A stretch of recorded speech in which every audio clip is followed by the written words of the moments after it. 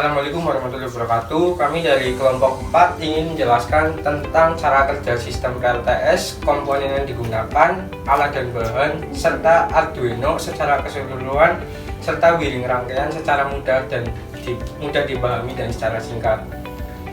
Sebelumnya perkenalkan, nama saya Dedi Maksud Yulianto. Saya Alika Nur Salsabila. Saya Hazuri Habib Nugroho. Saya Camelia Yuliana. Saya Tarifa Rifki. Saya Khalifah Ahyar. Baik, yang pertama akan dijelaskan tentang alat dan bahan oleh Mas Ahyar.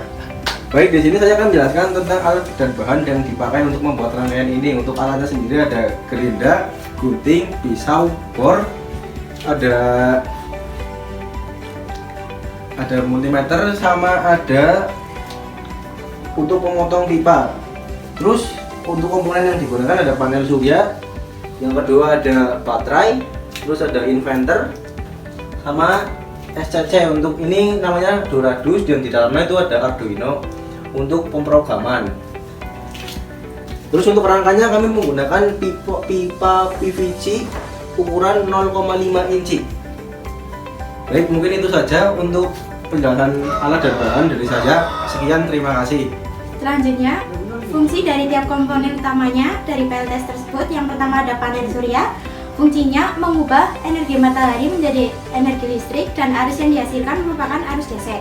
Yang kedua, solar cell controller sebagai pengatur pengisian aki. Yang ketiga ada aki sebagai penyimpan energi. Yang keempat ada inverter, berfungsi sebagai pengubah arus DC dari panel menjadi arus AC.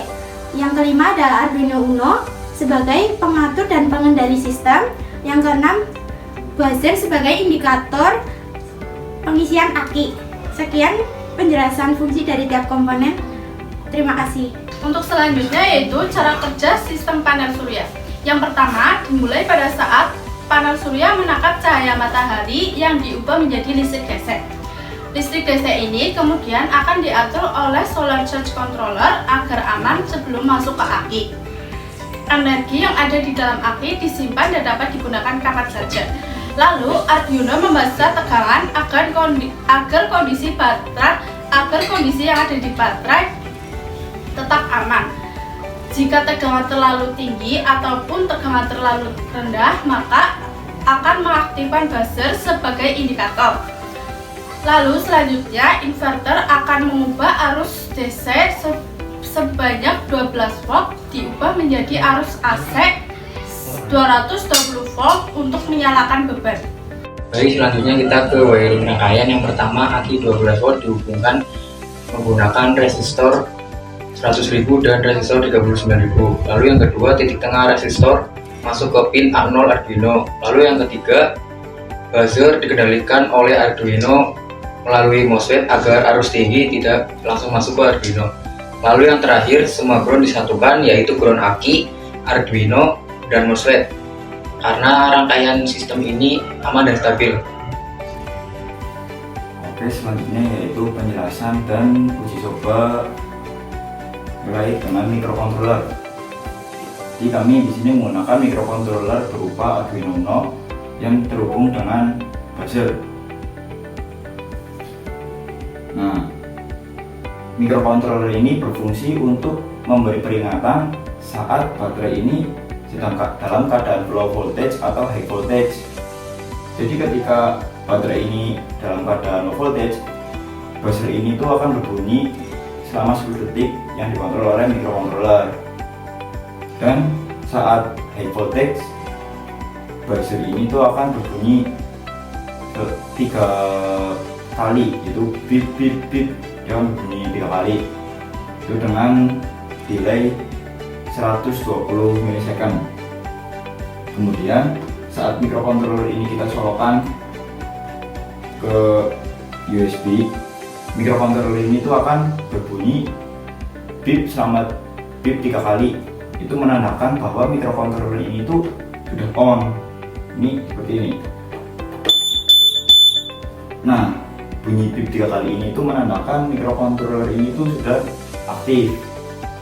Kemudian kita akan melakukan pengujian saat baterai ini low voltage. Jadi Kalau saat ini tuh kira-kira baterai ini di angka 12,0 atau 12,1. Nah, nanti kita akan setting dia itu berbunyi di angka 11,99 atau berapa. Nanti kita juga akan dibantu dengan beban kipas supaya dia itu lebih cepat untuk menurunkan baterai tersebut. Baik, di sini kita sudah setting baterai itu di 11,79 dan di sini kita sudah upload ke microcontroller. Jadi kita akan uji coba menyalakan inverter ini dan kita sudah tambahkan beban yaitu berupa kipas angin.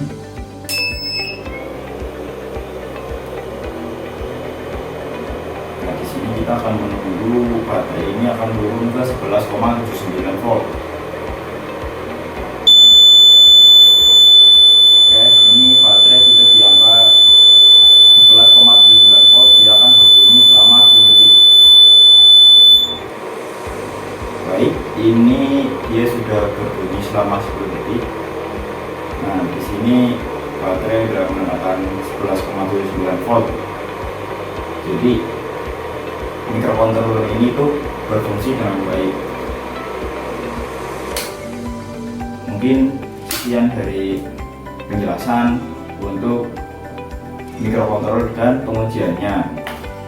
Mungkin bila ada kesempatan waktu kita bisa menguji saat baterai itu dalam keadaan high voltage, dia akan, jadi microcontroller ini akan berbunyi selama 3 kali.